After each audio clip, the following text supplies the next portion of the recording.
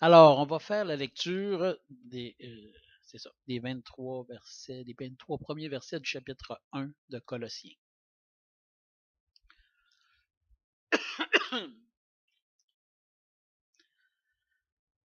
Paul, apôtre du Christ Jésus, par la volonté de Dieu, et le frère Timothée, aux saints et fidèles frères en Christ qui sont à Colosse, que la grâce et la paix vous soient données de la part de Dieu notre Père.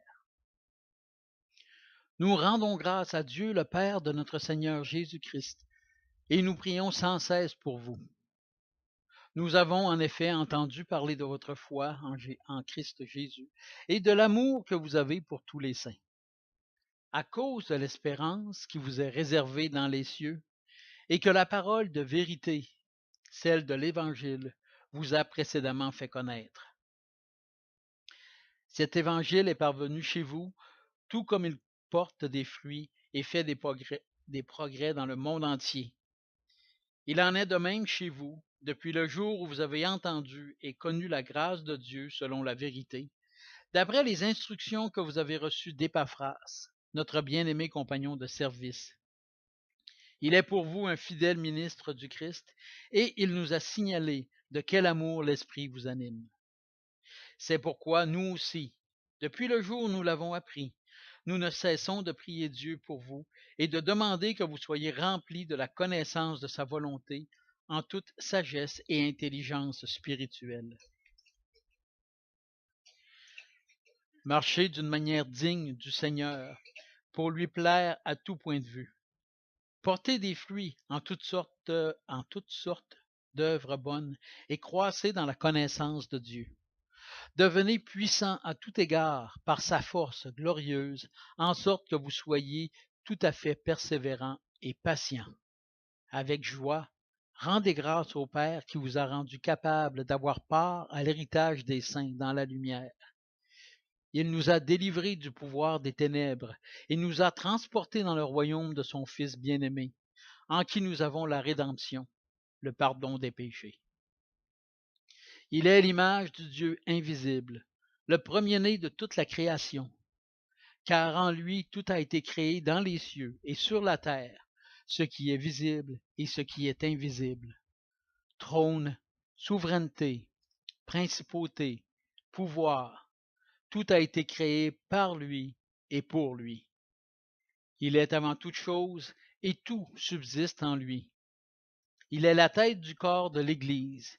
Il est le commencement, le premier-né d'entre les morts, afin d'être en tout le premier. Car il a plu à Dieu de faire habiter en lui toute plénitude, et de tout réconcilier avec lui-même, aussi bien ce qui est sur la terre que ce qui est dans les cieux, en faisant la paix par lui, par le sang de sa croix. Et vous qui étiez autrefois étrangers et ennemis par vos pensées et par vos œuvres mauvaises, il vous a maintenant réconciliés par la mort dans le corps de sa chair, pour vous faire paraître devant lui saints, sans défaut et sans reproche. Si vraiment vous demeurez dans la foi, fondés et établis pour ne pas être emportés loin de l'espérance de l'Évangile que vous avez entendu, qui a été prêché à toute créature sous le ciel, et dont moi, Paul, je suis devenu le serviteur. Amen. On a déjà examiné les 12 premiers versets. On va regarder maintenant les versets, dans un premier temps, 13 et 14, que je vais relire. Il nous a délivrés du pouvoir des ténèbres et nous a transportés dans le royaume de son Fils bien-aimé, en qui nous avons la rédemption, le pardon des péchés. Délivrés du pouvoir des ténèbres. La version Sommaire dit arracher. J'aime ça. Arracher, ça veut dire qu'on était profondément incrusté dans les ténèbres, ce qui est la vérité. On était vraiment profond dans les ténèbres et le Seigneur nous en a arrachés par Jésus-Christ, parce qu'ici, c'est du Père que l'on parle. Et il nous a délivrés du pouvoir des ténèbres et nous a transportés dans le royaume de son Fils. Donc, c'est le Père qui a fait cela. Mais le Père, le Fils, l'Esprit n'agissent jamais indépendamment l'un de l'autre. C'est un des miracles de la Trinité. C'est que chacun a son rôle, mais en même temps, ils sont tous là. 1 égale 3, 3 égale 1. C'est. En tout cas, moi, je suis pas capable de vraiment réaliser ça. Je peux le dire, je le crois fermement. Mais comment une personne peut être 3, c'est pas évident à saisir comme concept.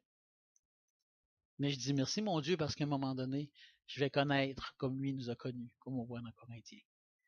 À un moment donné, je vais comprendre ça. Que 1 et 3, ça peut être. Que 3 peuvent être 1. C'est extraordinaire.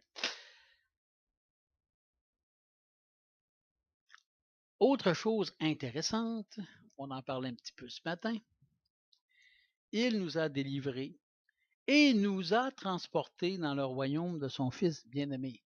C'est pas du futur, c'est du présent. Et même, ça a déjà été fait. Il nous a transportés. L'action a déjà été accomplie.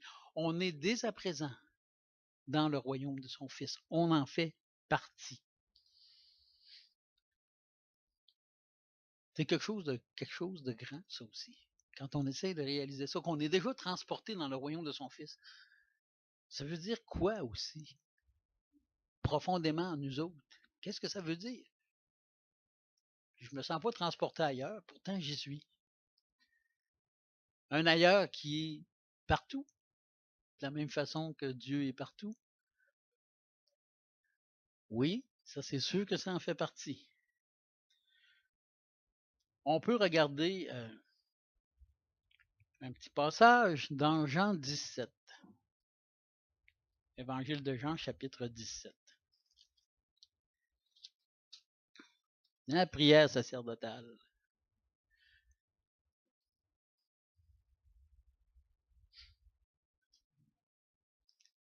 Ça nous donne possiblement une idée de ce que ça peut vraiment vouloir dire d'être déjà, d'avoir été transporté dans le royaume de Dieu. Jean 17, les versets 20 à 23. Jean, chapitre 17, versets 20 à 23. Donc, c'est Christ qui parle. Ce n'est pas pour eux seulement que je prie, mais encore pour ceux qui croiront en moi par leur parole. Seulement pour eux, ici, il parlait de ses disciples. Donc, il dit, c'est pas seulement pour ses disciples au moment où ça a été dit, c'est aussi pour ceux qui croiront. Donc là, ça vient nous chercher dans l'éternité. Ça vient chercher tous les croyants qui vont venir jusqu'à ce que tous soient rentrés. Afin que tous soient un, comme toi, Père, tu es en moi, et moi en toi, qu'eux aussi soient un en nous, afin que le monde croie que tu m'as envoyé. Et moi, je leur ai donné la gloire que tu m'as donnée, afin qu'ils soient un comme nous sommes un. Moi en eux et toi en moi, afin qu'ils soient parfaitement un, et que le monde connaisse que tu m'as envoyé et que tu les as aimés comme tu m'as aimé. C'est quelque chose. Le Père nous aime comme il aime le Fils.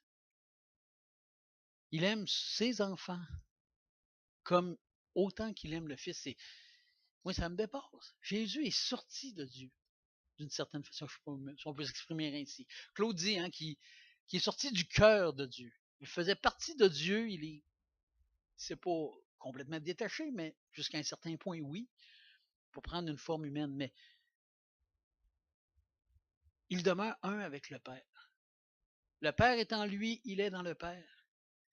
Puis nous autres aussi. Afin qu'ils soient eux aussi un en nous.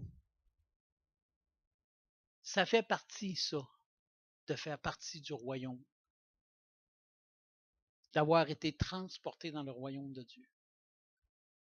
Dans le royaume de son Fils, c'est-à-dire dans le royaume de Christ, parce que aussi dans le royaume de Dieu. Je ne me contredis pas en disant ça. Donc, être transporté dans le royaume de son Fils, c'est le fait qu'il vit en nous, mais aussi que nous vivons en lui. C'est des concepts grandioses, extraordinaires. Puis de savoir qu'ensuite, tous ensemble, on va faire un comme ça, nous autres aussi.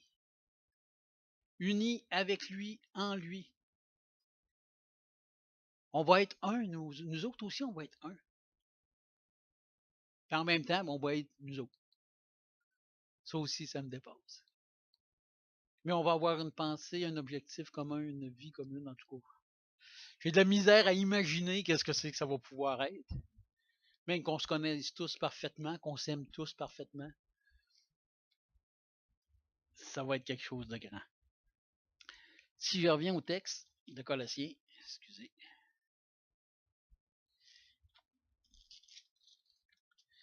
Autre point intéressant, lorsqu'il nous dit il est l'image du Dieu invisible. Là encore, Sommer, la traduction de Sommer dit il est l'image du Dieu que nul ne voit. J'aime ça. Il est invisible, puis pas. Moïse l'a vu de dos, mais il l'a vu quand même. Dieu peut se rendre visible.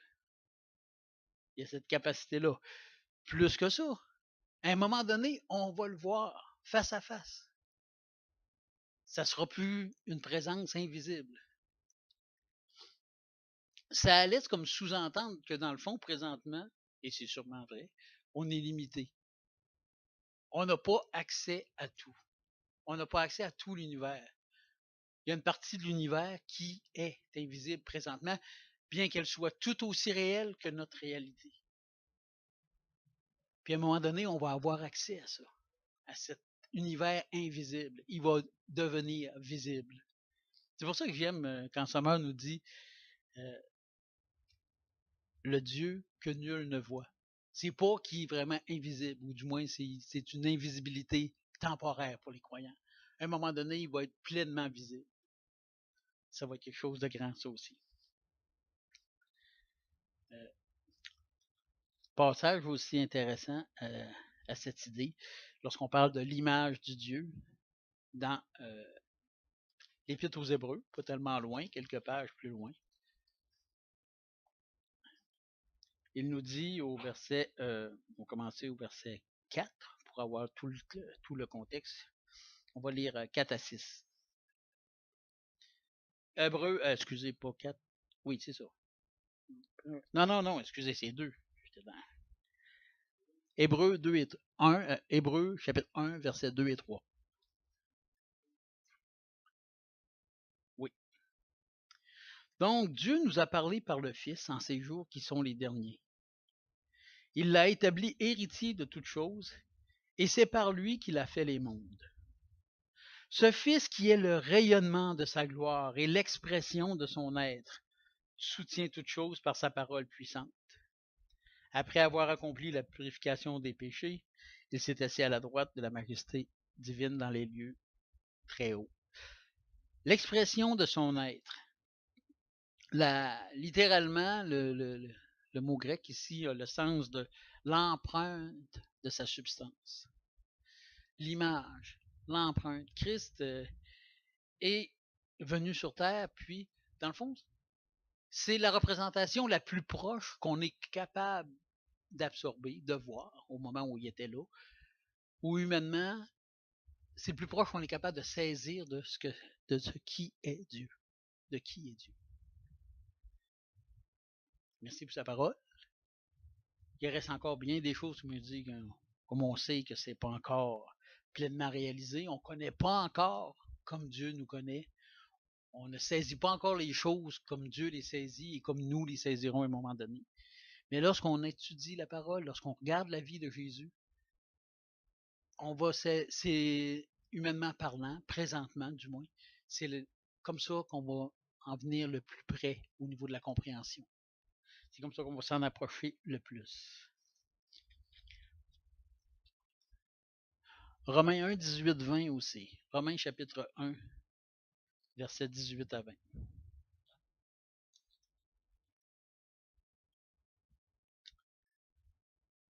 Il nous dit, la colère de Dieu se révèle du ciel contre toute impiété et toute injustice des hommes qui retiennent injustement la vérité captive. Car ce qu'on peut connaître de Dieu est manifeste pour eux, car Dieu le leur a manifesté. En effet, les perfections invisibles de Dieu, sa puissance éternelle et sa divinité se voient fort bien depuis la création du monde quand on les considère dans ses ouvrages. On ne peut pas voir Dieu présentement, mais par contre, on peut voir ce qu'il fait. Et ça est déjà suffisant pour démontrer sa réalité.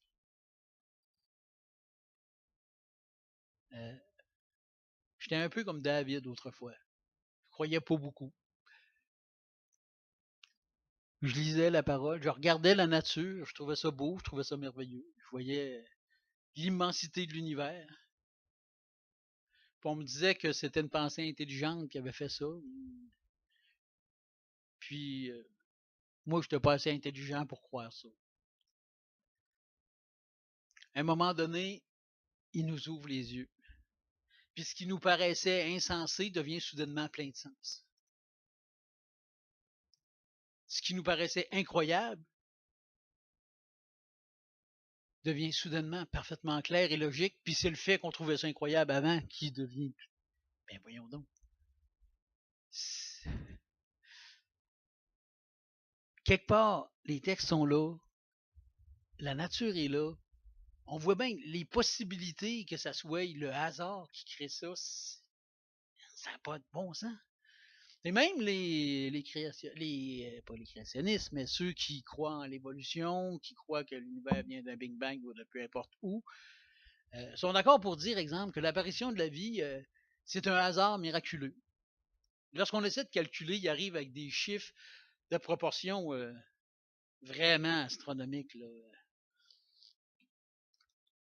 Puis il vient à l'idée de personnes que, exemple, la vie avait une chance sur... Je vais être très généreux, mais vraiment généreux. Je vais dire qu'elle avait une chance sur 1 million d'apparaître. C'est déjà pas une grosse chance, mais croyez-moi, c'est une quasi-certitude par rapport au vrai calcul auquel il arrive. Il y en a un à un moment donné qui est même arrivé avec une probabilité de 1 sur 10 à la 70 000 que la vie puisse apparaître par hasard. En tout cas, je ne sais pas si son calcul est bon, je ne sais pas comment ils font. Mais mettons, on va être bien généreux, on va dire que la vie avait une chance sur 1 million d'apparaître par hasard. Ça, là, ça voudrait dire qu'il y a 999 999 chances sur 1 million que la vie a été créée. Il n'y a pas d'autre alternative. Là. Soit elle est apparue d'elle-même, par hasard, soit elle a été créée. Quel bord qu'on va gager? Hein? Tu as 999 999 chances sur 101 millions de gagner ce bord-là, puis tu as une chance sur 1 million de l'autre côté. Ah ben oui, mais une humanité, nous nous garochons et nous gageons sur la chance sur 1 million. Qui, comme je le dis... oui, mais où est la logique? La logique voudrait qu'on aille de l'autre côté. Mais pourtant, on se dirige tous du côté du 1 chance sur 1 million. Qui, comme je le dis, en réalité, c'est beaucoup moins que ça, la probabilité que ça arrive. Dieu est présentement pas visible pour nous, mais par contre, tout ce qu'il a, les manifestations, les preuves de l'existence de Dieu, elles sont bien visibles, présentes, puis c'est ça, tout autour de nous. Puis il faut vraiment que le Seigneur nous déborde l'intelligence pour qu'on soit capable de comprendre ça. Ce qui me dépasse aujourd'hui, c'est de penser que je comprenais pas. Qu'est-ce que c'était mon intelligence? Pourtant, je me pensais intelligent. Je me trompais, ça allait, et grandement. Puis je suis pas tout seul. C'était pas mal notre cas à tout le monde. OK. Donc, je disais aussi qu'à un moment donné, on va le voir, Dieu. 1 Corinthiens, chapitre 13, verset 12. Ça le dit pas clairement, mais ça le laisse clairement sous-entendre.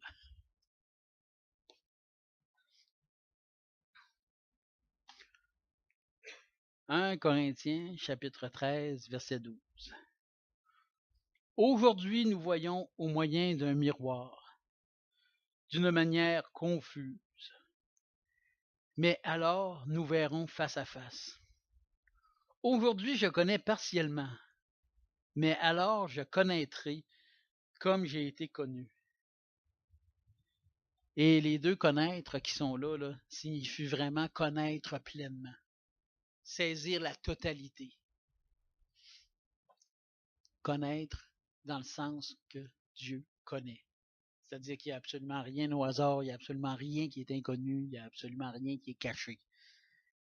Il voit tout, il connaît tout. Il nous connaît infiniment mieux que nous connaissons nous-mêmes. Puis à un moment donné, on va être capable de se connaître les uns les autres comme ça. Puis ce qui va être beau, c'est qu'on ne trouvera pas la plus petite tache noire chez toutes ces personnes qui vont être avec nous, parce qu'on va tout être rendu parfait. Merci mon Dieu. Autre passage. Le dernier livre de la Bible, dans le dernier chapitre de ce livre, donc Apocalypse 22.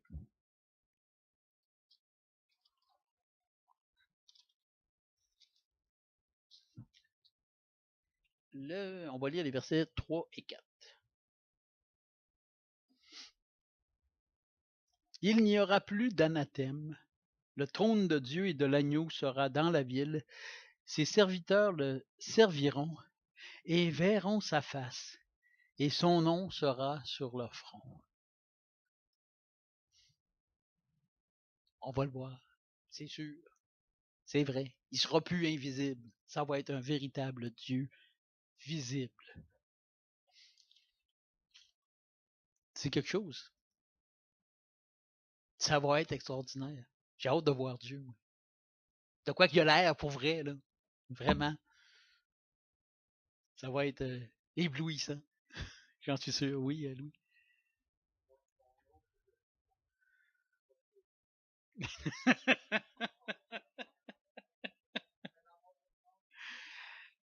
Oui, puis en même temps, on va être encore. Tout va être réconcilié, tout va être ensemble. Il n'y aura plus de distinction. Ça me dépasse aussi. Hein. Ah, ça, c'est sûr.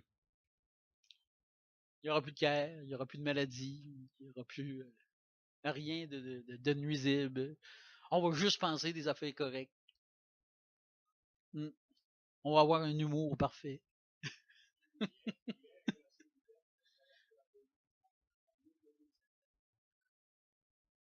Ah oui, il prévoit.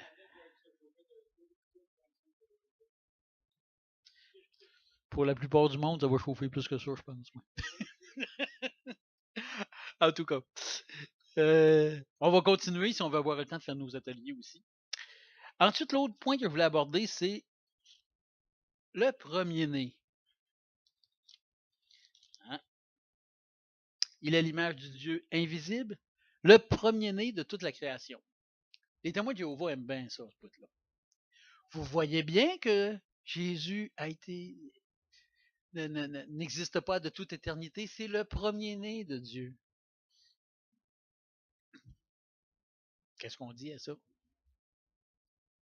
Le sens de premier-né ici, c'est pas le sens. Ouais. Mais premier-né laisse sous-entendre qu'il y a. Oui. Comme homme, c'est le premier, non. Adam est arrivé bien avant lui. C'est un titre honorifique, premier-né. On voit ce titre de différent, ou qui honorifique ou ben non, qui démontre une relation spéciale avec Dieu. Oui, David.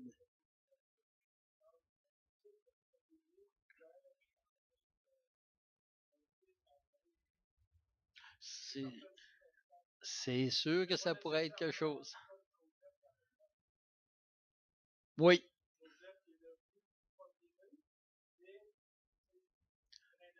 Là, on a le titre honorifique, justement. Il est devenu le premier-né dans le sens que c'était lui qui est devenu l'autorité de la famille, dans le fond. Qui a développé une relation particulière avec Dieu. J'avais sorti aussi une coupe de passages qui nous montrent des l'usage de premier-né autrement que dans le sens de premier enfant. Dans Exode 4, 22.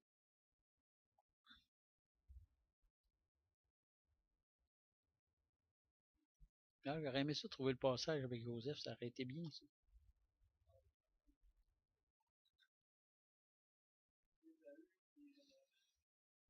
Oui, qui sont changés. Mm -mm.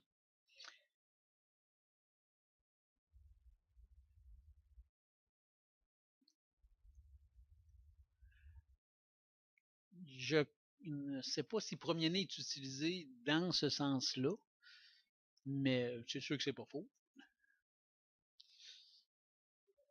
Exode chapitre 4, verset 22.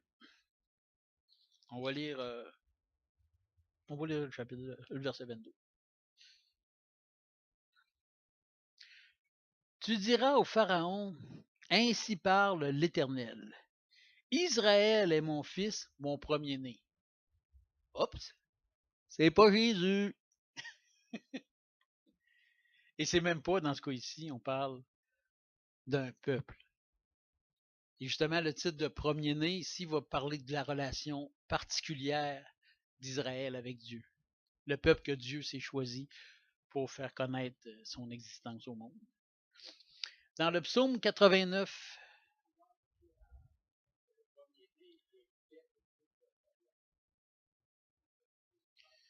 oui, c'est une vérité, mais je veux dire, ça viendra pas, comment dirais-je, ça vient pas confirmer que premier-né peut être autre chose que le premier enfant. C'est une vérité ce que tu as dit là, Rosario. Le premier-né, c'est lui qui héritait, ça, c'était le principe. C'est normal que Jésus soit héritier. À ce titre-là, nous autres aussi, on est un peu premier-né parce qu'on est co-héritier avec Christ. On pourrait y aller peut-être de cette façon-là pour démontrer qu'on ne peut pas utiliser ça, premier-né, exclusivement pour dire c'est le premier enfant d'une famille. Donc, j'avais dit psaume 89, verset 28.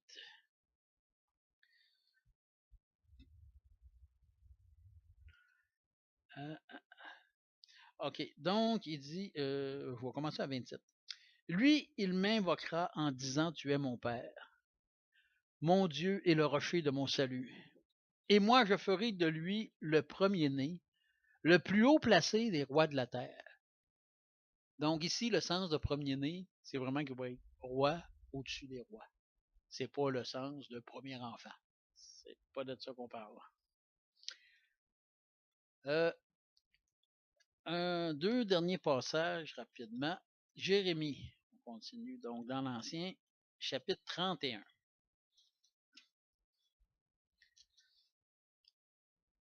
Ici, encore, on parle d'Israël, mais la façon dont c'est exprimé est intéressante. Jérémie, chapitre 31, le verset 9.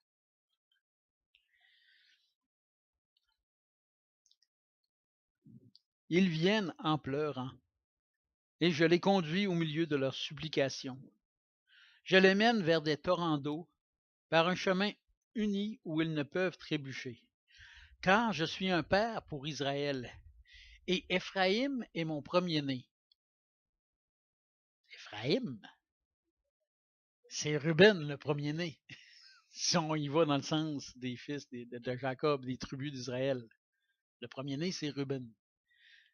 Encore ici, c'est un signe symbolique qui a plus rapport à la relation d'Israël avec Dieu qu'avec le fait de dire que Éphraïm est le premier-né, ce qui n'est absolument pas le cas. C'est des bons passages pour débrotir l'idée que premier-né veut toujours dire premier enfant. Oui, Louis.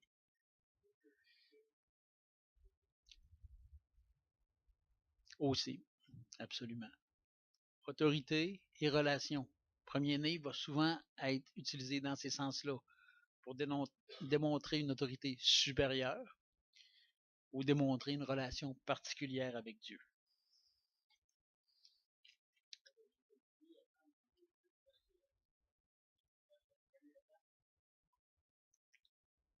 Oui, oui, oui, oui, oui, oui. Ça, c'est sûr qu'on ne dit pas que c'est la première née.